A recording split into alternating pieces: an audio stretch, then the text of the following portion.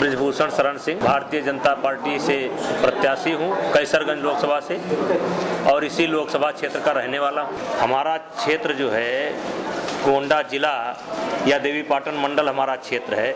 आज के 10 साल पहले या 15 साल पहले क्या स्थिति थी उससे आप परिचित हैं, और आज क्या स्थिति है इससे भी आप परिचित हैं। लेकिन जितना विकास इस क्षेत्र का होना चाहिए वो नहीं हो पाया। देखिए 18 बिंदुओं पर मैं अकेला आदमी हूँ कि 8 नवंबर को माननीय मुख्यमंत्री जी से मिलकर के 18 बिंदुओं पर उनसे मैंने चर्चा की थी, और 18 बिंदुओं पर मैंने आपत्ति उनके सामने दर्ज कराई थी। उसमें मुख्य था विकास का काम, दूसरा था तुष्टीकरण, तीसरी कुछ राष्ट्रीय समस्याएं भी थी।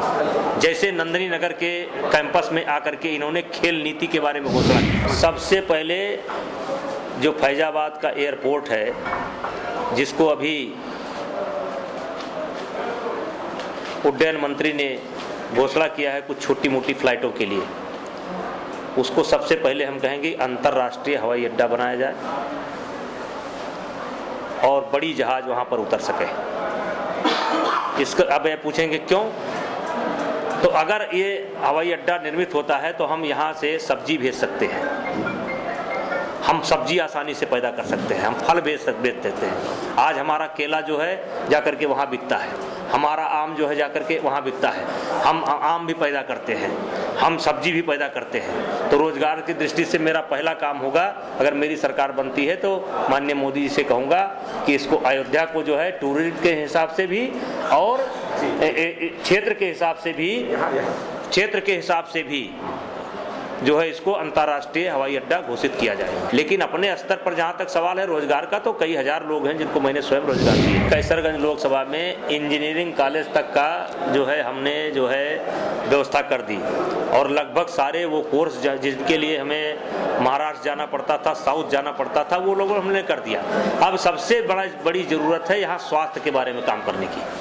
शिक्षा का काम कुछ हम लोगों ने किया है और कुछ यहाँ के और लोगों ने भी किया है, अकेले हम नहीं हैं। शिक्षा का वातावरण हमारा बना है, और आप ये देख लीजिए उसी का परिणाम है कि कोई भी सिविल की परीक्षा अगर होती है तो हमारे गोंडा का कोई ना कोई लड़का, बहराइच का कोई न कोई लड़का ये खाली नहीं जा रहा है। लेकिन 10 साल में आप रिकॉर्ड उठा करके देख लीजिए कि बीजेपी के सरकार में जो सड़कें बनी थी वो आज भी चल रही हैं, और जो 10 साल में सड़कें बनी हैं आज भी नहीं चल रही हैं। करनैलगंज से लेकर के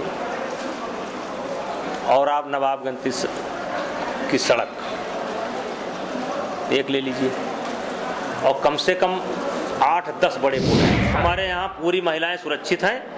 ये जो है हमारे देवीपाटन मंडल में महिलाओं को कोई खतरा नहीं है। यहाँ की महिलाएं बहुत सशक्त हैं, हमारे यहाँ ऐसा कोई खतरा नहीं है। और रहा सवाल की शिक्षा के क्षेत्र में, मैं तो आपको बताना चाहता हूँ कि किसी भी विद्यालय में आप जाइए तो सबसे अधिक संख्या आपको अगर पढ़ने वाले बच्चों की मिलेगी तो उसमें छात्राओं की मिलेगी, महिलाओं की मिलेगी। सबसे पहले तो योजना ये है कि मोदी जी भारत के प्रधानमंत्री बने, और जिस दिन वो प्रधानमंत्री बनेंगे हमसे अच्छी योजना वो बना करके बैठे हैं पूरे देश के लिए, और देश में देवीपाटन मंडल भी आता है, वो होमवर्क करके बैठे हैं।